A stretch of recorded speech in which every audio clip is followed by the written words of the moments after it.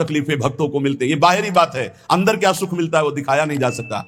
वो तुम्हारे नेत्र हो तो तुम देख लो कितना अपार सुख प्रभु प्रदान करते हैं। जैसे लोगों की प्रश्न धारणा रहती है कि भक्तों को, धर्मात्माओं को तो बड़ा दुख भोगना पड़ता है। नहीं, दुख तो पापियों को भोगना पड़ेगा।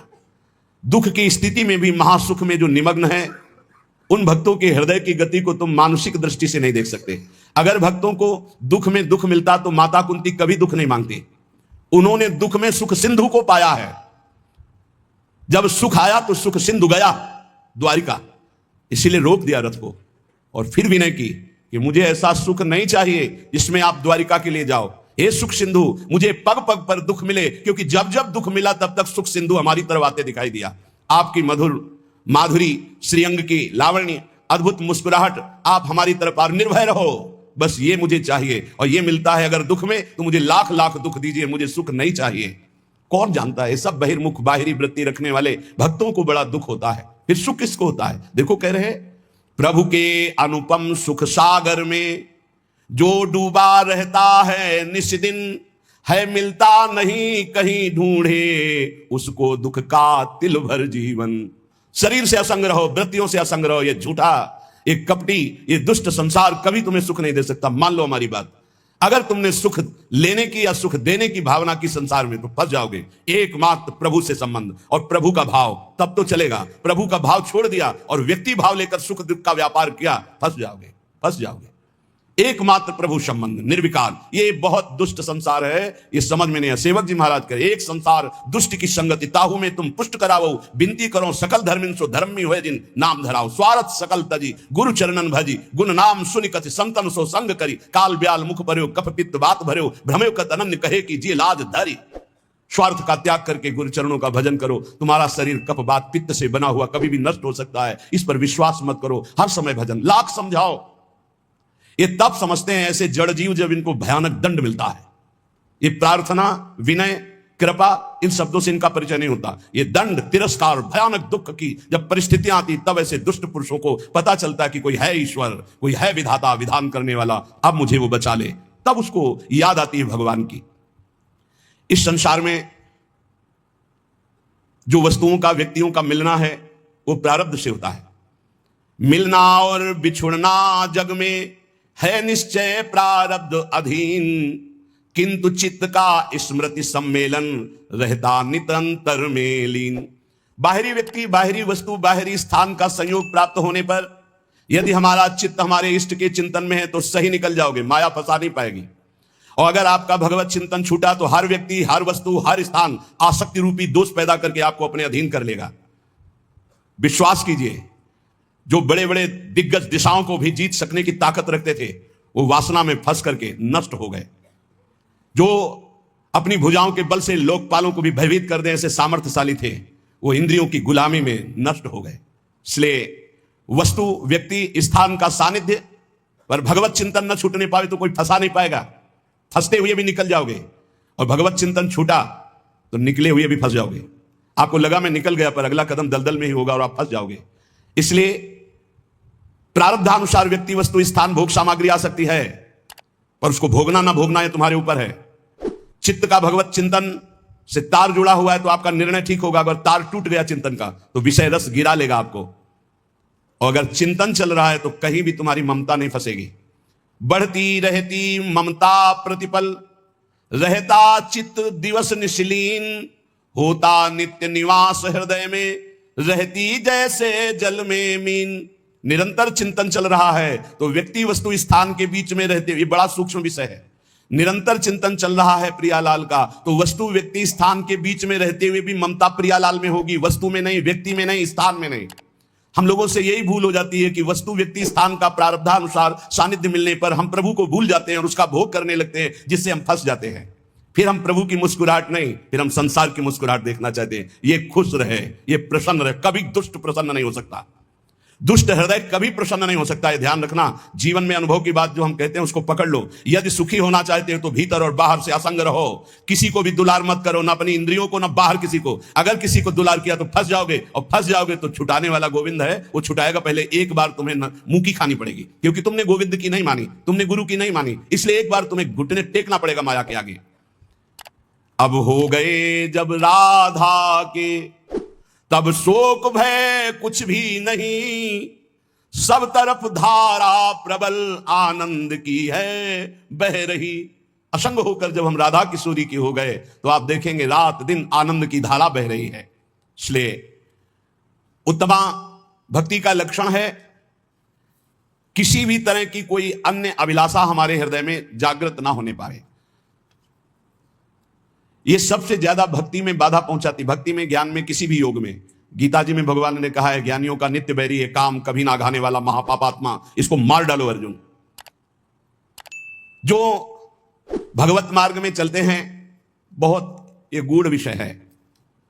यहां सावधान किया है कि जो लोग रास के महामहिम स्वरूप को ना जान करके और बहुत सी स्त्रियों के साथ तुच्छ व्यवहार करते हैं, इनको घोर नरक की प्राप्ति होती है। पूज्य भाई जी से हनुमान प्रसाद पोद्दार जी महान भाव में डूबे हुए, जो राधा बाबा जैसे सन्यासी को भी प्रेम रंग में रंग दिया और जिनकी कलम ने लाखों को भगवत प्राप्ति करा दी, वो बोल रहे हैं। ये मैं सत्य कह रहा हूं, सारा संसार परमात्मा स्वरूप है, इसमें मुझे कोई संशय नहीं है। लेकिन जो परमात्मा श्री कृष्ण का स्वांग बनाना चाहता है और पराई स्त्रियों से गंदा आचरण करता है, इनकी घोर दुर्गति नरक में होती है। मुझे कोई संशय नहीं कि पशु पक्षी कीट पतंग जड़ चैतन्य इनमें श्री कृष्ण नहीं है, पर श्री कृष्ण लीला का अनुकरण करने की सामर्थ्य नहीं है। ये सब अंश स्वरूप है। कौन है गिरिराज जी को उठा ले, उठा के दिखावे गिरिराज जी है तो सब में श्री कृष्ण। कौन है कि एक भयानक विषधारी सर्प के फणों का बार बार प्रहार हो रहा है, सर्प उगिल रहा है, विष, ऐसा विष जो पूरा काली दह विष से युक्त है कि पक्षी उड़ जाए तो मर जाए गिर करके, ऊपर से उड़ जाए, और भगवान को वो काट रहा है, कोई फर्क नहीं पड़ रहा। कौन ऐसा है जो दावानल को अपने मुख में पी ले? कौन ऐसा है जो 6 दिन का है, 6 कोस का शरीर जिसका, ऐसी पूतना को परम पद प्रदान कर दिया? कौन ऐसा है घासुर बकासुर बड़े बड़े दिग्विजयी कंस आदि को मार के फेंक दिया? कोई कृष्ण की समानता कर सकता है? इसलिए भगवान श्री कृष्ण की आज्ञा का पालन किया जाए। ये रास का अनुकरण जो गंदी भावना से करते हैं, इनकी बहुत बड़ी दुर्गति होती है। ये मलिन गंदे काम राज्य को रास नहीं कहते हैं। पांच भौतिक, जहां देह ही नहीं है, जहां देह के अंग ही नहीं है, वहां काम लीला कैसे हो सकती है? चिदानंद शरीर में पांच भौतिक विकार नहीं होते। काम का प्रवेश पांच भौतिक शरीर में होता है, ना कि चिदानंद देह में। आत्मज्ञानी कैवल्य मोक्ष पद प्राप्त महापुरुषों में भी काम का प्रवेश नहीं होता, फिर प्रेमी महापुरुषों में, फिर भगवान में। गोपियां साक्षात श्री कृष्ण हैं। जैसे श्री कृष्ण सच्चिदानंद ऐसे गोपी सच्चिदानंद, जैसे आत्मा सच्चिदानंद ऐसे गोपी सच्चिदानंद। जो भगवान श्री कृष्ण की लीला का इस तरह उपहास करते हैं, पराई स्त्रियों को अपने प्रेम संबंध की भावना से, ऐसा तो नरक की तैयारी कर रहे हैं, नरक यंत्रणा की तैयारी कर रहे हैं। अरे जहां प्रेम महाप्रेम केवल है, वहां कोई कामना कोई वासना, जगत का कोई भी जीव आत्मेंद्रिय तृप्ति की इच्छा के बिना, चाहे वो कितना भी बड़ा साधक हो, एक क्षण भी नहीं रह सकता आत्मेंद्रिय तुष्टि। और गोपीजन श्री कृष्ण सुख में स्थित, बहुत ऊंची स्थिति। और गोपीजन कोई स्त्री हैं, उनके शरीर तो पतियों के पास विराजमान है, घर में विराजमान, सब चिदानंद देह से भगवान। जब भगवान अवतार लेते हैं तो भूमि भी चिदानंद होती है, माता पिता परिकर सब चिदानंद होते, खगमृग पशु पंछी सब चिदानंद होते। और आपको पता होना चाहिए कि ये गोपियां जो प्रकट हुई, बड़े बड़े ब्रह्म ऋषि जो तपस्या कर रहे थे, वो भगवान से वरदान मांगे और गोपी आकर बने। जो इस लोक में इस महान परम पावन भक्ति का दुरुपयोग करते हैं, वो परलोक में नरक की यंत्रणा, इस लोक में निंदा भय क्लेश कष्ट प्राप्त करते हैं। शास्त्र में कहा गया है, यस्पीह वा अगम्याम स्त्रियम पुरुषः अगम्यम। बहुत ध्यान से सुनिए ये सूत्र। यस्वी वा अगम्याम स्त्रियम पुरुषः अगम्यम वा पुरुषम योषद विगच्छति तावमुत्र कसया ताडयन्तस्तिग्मया सूर्म्या लोहमय्या पुरुषमालिंगयन्ति स्त्रियम च पुरुष रूपया सूर्म्या। यदि कोई दूसरे की स्त्री से छल कपट करके, व्यवहार बना करके उसके साथ संभोग करता है, तो उसे लोहमयी जलती हुई स्त्री से बहुत काल तक आलिंगन कराया जाता है, वैसी चेष्टा कराई जाती है। यस्वी वा अगम्याम स्त्रियम पुरुषः अगम्यम वा पुरुषम योषधवगच्छति तावमुत्र कसया ताडयन्तस्तिग्मया सूर्म्या लोहमय्या पुरुष मालिंगयति। पुरुष माल, उस पुरुष को नरक में ऐसी यंत्रणा। और जो स्त्री अपने पति को धोखा देकर दूसरे पुरुष का, तो वो चा पुरुष रूपया सूर्म्या, वो पुरुष रूप लोह से जलती हुई लोहे की मूर्ति, उससे उसको आलिंगन बहुत वर्षों तक कराया जाता है। नरक में भीषण यंत्रणा उसको प्राप्त होती है। इस नर्क का नाम है तप्त शूर्मी नर्क। और फिर इसके बाद जब उसका जन्म होगा तो भयानक भयानक रोगों से पूरा जीवन पीड़ित रहेगा, जो दूसरी माताओं बहनों के साथ व्यभिचार करता है। अब जब कर्म का फल आता है तब कह देते हैं कि पूर्व जन्म का कर्म है, उसको भोगना पड़ेगा। हमारे साथ भगवान अन्याय कर रहा है, हमने कोई पाप कर्म नहीं किया। अगर कर्म का फल नहीं है तो गर्भ से ही बालक अपंग कैसे पैदा हो रहा है? गर्भस्थ बालक ने क्या पाप किया था इस जन्म में? गर्भ से ही नेत्रहीन क्यों पैदा हो रहा है? गर्भ से ही मूक बधिर क्यों पैदा हो रहा है? गर्भ के बाहर आया अभी छोटा बालक है, खेल खेल में हाथ पैर टूट गया, क्यों? कौन सा अपराध उसने अभी किया? ये पूर्व का है। नहीं, पूर्व का क्या प्रमाण है कि उसका जन्म हुआ है? नहीं, लाखों बार जन्म हुआ है। अगर प्रमाण ही देखना है तो देखो, भय, प्यार, प्राण पोषण, इसका पूर्वाभ्यास उसको है। पुचकारो छोटे से बालक को, वो किलकारी मारेगा। ये किसने सिखाया कि ये प्यार का लक्षण है?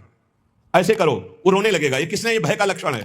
और उसके मुख में दुग्ध लगा दो, पीने लगेगा, प्राण पोषण। ये कैसे जाना? किसने सिखाया है कि देखो ये तुम्हारे मुंह पे जब लगाया जाएगा इसको तुम्हें पीना है? उसको ज्ञान है क्या? लेकिन जो ही मुख में लगाते हो पीना शुरू कर दे, पूर्वाभ्यास है। बहुत बार समझाने पर भी अज्ञानी जी तर्क नहीं छोड़ता है। अरे पापाचरण छोड़ दो, पापाचरण करने से कई जन्मों तक आपको दुख भोगना पड़ेगा। एक एक पाप का बहुत जन्म तक दुख भोगना पड़ेगा। और यह कर्म बहुत बलवान होता है, बहुत प्रबल होता है।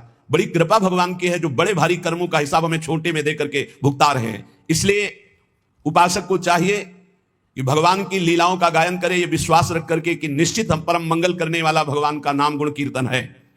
तुम्हारा मन लगे या ना लगे, भाव बने ना बने, अग्नि को देखो या ना देखो, अग्नि को समझो या ना समझो, अग्नि पे भाव करो ना करो, भूल से, चूक से, समझ से, जबरदस्ती से भी छुआ दी जाए तो तुम्हें जला देगी, क्योंकि उसमें दाहिका शक्ति है। ऐसे ही श्रद्धा से, अश्रद्धा से, भूल से, जानकारी से, भाव से, कुभाव से, कैसे भी नाम जप करो, लीला कथा सुनो, तुम्हारा परम उद्धार हो जाएगा, परम मंगल हो जाएगा। भगवान की लीला कथा गान करने से हृदय पवित्र होता है। उनकी लीलाओं का, कुछ लीलाएं जो सहज करुणामयी, उनका तो अनुकरण हो सकता है, सब लीलाओं की सामर्थ्य नहीं। जब बहुत जन्मों के पुण्य एकत्रित होते तब भगवान के प्रेमी संत जनों का संग मिलता है। उसमें भगवत कथा सुनने को मिलती है, सिद्धांत सुनने को मिलते हैं। ये जो तर्क करने वाले लोग तार्किक हैं, ऐसे लोगों को करोड़ों शत्रुओं के समान मानकर त्याग देना चाहिए। ध्यान से सुनिए, जो लोग भगवान के नाम की निंदा करते हैं, धाम की निंदा करते हैं, भगवत लीला की निंदा करते हैं, शास्त्रों की निंदा करते हैं, भक्ति की अवहेलना, ऐसे लोगों का संग त्याग देना चाहिए। जो गृहस्थ में है, संसार में है, संयोग बनता है, भगवान कृपा करते हैं, सत्संग सुनने को मिलता है, लेकिन ऐसे लोग मिल जाए तो उनकी श्रद्धा बहुत कोमल होती है, वो नष्ट हो जाती है। भगवत लीला कथा ही एक ऐसा उपाय है जो हर जीव का परिवर्तन कर देती है। अगर आप सत्संग सुनोगे तो निश्चित आपका परिवर्तन हो जाएगा। जब सत्संग सुनने का समय आवे, अवसर मिले, तो अपने कान बिल्कुल एकाग्र करके लगा देने चाहिए, कोई शब्द नहीं छूटना चाहिए, हर शब्द सुने खूब आनंदित होकर। या तो हम हाथ में माला है इसलिए कि तुम्हारा मन न भगे, और कान सत्संग में है, जहां मन भगने लगे तो बीच में चलाने लगे राधा राधा राधा राधा। और अगर आप एकाग्र श्रोता हैं तो फिर माला की जरूरत नहीं है। एकाग्र दृष्टि वक्ता के मुख पर और निकले हुए शब्द को स्वाति की तरह पान करो। सारी बाधाएं सत्संग नष्ट करने में समर्थ है। सारी बाधाएं अध्यात्म की, व्यवहार की, सब नष्ट हो जाएंगी। सत्संग की धारा जहां अंतर पहुंचती है तो जन्म जन्मांतर के कूड़ा करकट ये सब बहा देती है। कितने ऐसे हजारों लोग हैं जो सत्संग के प्रभाव से अपने जीवन की गंदी बातों का त्याग कर और उत्तम मार्ग में चल पड़े। आग जलाकर भस्म का ढेर छोड़ देती है, पर सत्संग वो बाढ़ है कि राख भी नहीं छोड़ती, सब बहा ले जाती है। अर्थात वासना, कामना, पापाचरण का चिन्ह भी नहीं रह जाता यदि सत्संग रोज सुने और मनन करे तो। श्री कृष्ण का प्रेम साम्राज्य प्राप्त हो जाता है सत्संगी को। जहां श्रोता के मन में वक्ता की परीक्षा लेने की बात आती है, ये देखे चल के कैसा ज्ञान है इनको, तर्क करने की बात आती, विवाद करने की बात आती, उन श्रोताओं को विशेष लाभ नहीं मिलता। जो केवल रस पीने की इच्छा, क्या भगवत चर्चा का रस है, आहा आनंद, आज तो सौभाग्य हो गया कि हमें सत्संग सुनने को मिला। ये परिवार, रुपया, पैसा, नाना प्रकार की भोग सामग्री, पद सबको मिल रहे हैं, पापियों के पास भी है। सुतदाराधन लक्ष्मी पापियों के घर हो, संत समागम हरि कथा तुलसी दुर्लभ दोय। कथा ये भगवान की ऐसी महामहिमामयी है कि सुनने मात्र से भगवत प्राप्ति करा देती है। देखो, बड़े याज्ञिक और विद्वान हैं, वेदज्ञ हैं मथुरा के ब्राह्मण, लेकिन इनको भगवत दर्शन नहीं हुआ। और उनकी पत्नियां केवल भगवत चर्चा सुनती हैं। वृंदावन से मालिनी पुष्प लेके जाते, आज ठाकुर जी ने ऐसा श्रृंगार किया था, आज लाल बिहारी ने उस असुर का वध किया। सुन सुन करके इतनी प्रबल लालसा जागृत हुई कि वो भोग लेकर के सीधे भगवान को पवाया और दर्शन प्राप्त किया। रत्नावती जी ने और कभी कोई साधना नहीं की थी, केवल दासी ने भगवत चर्चा सुनाई, तो भगवत चर्चा सुनते सुनते ऐसी महान की भक्त भूप उनको कहा श्री नाभाजी ने। ये अंतरंग लीला में प्रवेश, जब बाहर सुनते सुनते तो अंतरंग लीला में सीधे प्रवेश सत्संग करा देता है। भगवान की लीला कथा ऐसी है कि अगर कानों में शब्द पहुंच जाए तो पाप और ताप दोनों का नाश कर देती है। पर जो श्री कृष्ण के भक्त हैं, प्रेमी हैं, उन्हीं के मुख से सुनने पर यह परिवर्तन होता है, अन्यथा नहीं। यहां पूज्य भाई जी महाराज कह रहे कि ऐसा लीला कथा का प्रभाव कि सीधे भगवत प्राप्ति।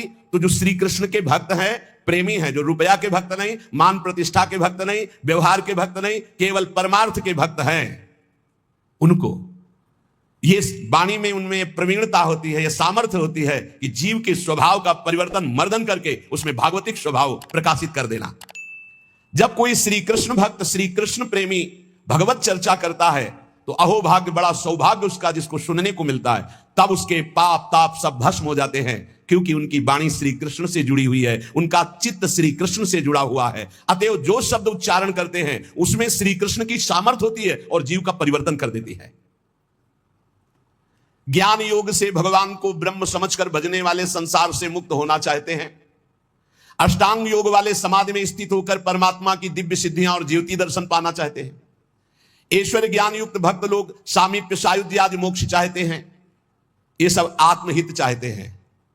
लेकिन सत्संगी श्री कृष्ण प्रेम चाहता है। इसीलिए कहा तात स्वर्ग अपवर्ग सुख धरी तुलाय कंग तूल न ताय सकल मिल जो सुख लव सत्संग। सत्संग सीधे भगवत प्रेम, सत्संगी सीधे भगवत प्रेम चाहता है। श्री कृष्ण के साथ, प्रभु के साथ ममता हो जाना यह सबसे बड़ी बात है। और उस ममता का स्वरूप प्राण वल्लभ श्री कृष्ण, प्राण वल्लभ, प्राणों से भी अधिक प्रीतम हमारे प्यारे हैं। प्राण देना पड़े तो ऐसे पुष्प की तरह दे दे। अपने सारे सुखों को भूलकर अपने प्यारे के सुख में मगन होना, इसे प्रेम कहते हैं। ढूंढो अपने हृदय में कहां प्रेम है। या अपने सुख के लिए प्यारे से प्यार करना कि मुझे सुख मिलता है, लेकिन प्यारे के सुख के लिए अपने सारे सुखों को भूलकर, यह अनुराग है। अपने सुख दुख की परवाह नहीं, प्यारे की इच्छा में इच्छा मिलाकर उनकी आज्ञा पालन करना। ये दुष्ट स्वभाव वाले नहीं समझेंगे ये बात। उनको अपनी वासनाओं की पूर्ति चाहिए, अपनी इच्छा की पूर्ति चाहिए, नहीं समझेंगे। सत्संग का रंग जब चढ़ेगा तो अपने सुख दुख की परवाह भूलकर अपने प्यारे की आज्ञा में चलना, प्यारे की इच्छा पूर्ति करने की भावना रखना। भगवान की कृपा से हो जाएगा, ये ऐसा भाव हो जाएगा। है दुर्लभ, बड़ा कठिन भाव है, सुसुख वांछा का त्याग करके तत्सुख। पर कृपा शक्ति में इतना महान बल है कि जितनी भगवान की शक्तियां सब कृपा शक्ति का अनुसरण करती है। भाई जी महाराज कहे, इसलिए तुम हर समय कृपा मनाओ कि मेरे ऊपर लाडली जी की बहुत कृपा है। जो कृपा शक्ति का आश्रय ले लेता है तो कृपा शक्ति का अनुसरण भगवान की अनंत शक्तियां करती है। यहां तक कि कृपा शक्ति इतनी बलवान है कि भगवान को भी अधीन करवा देती है। कृपा से इतनी कृपा है कि भगवान को भी अधीन करा देती है। भगवान बंधन स्वीकार कर लेते हैं भक्त का कृपा से। इसलिए भगवान की जितनी कृपा मनाते रहोगे उतना ही आपको अनुभव होता रहेगा कि आपकी अध्यात्म उन्नति हो रही। बहुत बड़ा ये शब्द है कृपा। इसका परिचय साधना में, जब अहम ग्रह साधना थी तब परिचय नहीं था। कृपा बहुत बड़ा, कृपा से सब कुछ हो जाता है, सब कुछ कृपा से हो जाता है। बस हर समय अनुभव करते रहो। श्रीमद् भागवत में लिखा है कि श्लोक में अर्थ है उसका यह है कि जो हर समय भगवान की कृपा मनाता रहता है, जो दुख सुख आता है उसे भोग लेता है और भगवान की स्मरण में तन्मय रहता, कृपा मनाता, बड़ी कृपा। दुख आया तो बड़ी कृपा, सुख आया तो बड़ी कृपा, विपत्ति आई तो बड़ी कृपा, संपत्ति आई तो बड़ी कृपा। तो वो भगवान को ऐसे प्राप्त हो जाता है जैसे पिता की प्रॉपर्टी पर पुत्र का स्वयं अधिकार हो जाता है, ऐसे भगवत प्राप्त हो जाता है। अखिल रसामृत मूर्ति प्रभु की प्राप्ति का सहज और सर्वश्रेष्ठ उपाय है। चित्त वृत्ति का निरंतर अविच्छिन्न रूप से प्रभु में लगे रहना है। ये हजारों बार चर्चा हुई, इसको पकड़ो। चित्त वृत्ति का निरंतर प्रभु में लगे रहना। चाहे तुम सकाम से हो चाहे निष्काम से, चिंता मत करो। सकाम से भी हो, प्रभु का चिंतन बनने लगे। भक्ति के अनेक साधन हैं। बड़े बड़े महापुरुषों ने, ऋषियों ने, ब्रह्म ऋषियों ने भगवत प्राप्ति की बड़ी साधनाएं बताई है, व्याख्याएं की है। यहां उत्तमा भक्ति का क्या स्वरूप है, बहुत समझने का विषय है। सर्वोत्तम भक्ति का क्या लक्षण है, तो बोले अन्याभिलाषिता शून्यम ज्ञान कर्माद्यनावृतम आनुकूल्येन कृष्णानुशीलनम भक्तिरुत्तमा। जो सौंदर्य माधुर्य निधि बड़े बड़े महात्मा, बड़े बड़े ब्रह्मज्ञानी तपस्वियों के भी मन को बरबस खींच लेते हैं। बड़ी अद्भुत रूप माधुरी जिनकी है, अनंत प्रभुता है जिनकी, अनंत ऐश्वर्य है जिनके। भगवान देवादिदेव महादेव और ब्रह्मा जिनकी आज्ञा का पालन करते हैं, जो उनके चिंतन में रहते हैं, वो सबके मूल आश्रय तत्व भगवान श्री कृष्णचंद्र। जो अनुकूलता युक्त अनुशीलन, उत्तमा भक्ति का लक्षण श्री कृष्ण अनुकूल लेना। उत्तमा भक्ति अनुकूलता अर्थात श्री कृष्ण की रुचि में रुचि मिलाकर। कैसे जानेंगे श्री कृष्ण की रुचि क्या है? संपूर्ण गीता भगवान की आज्ञा है।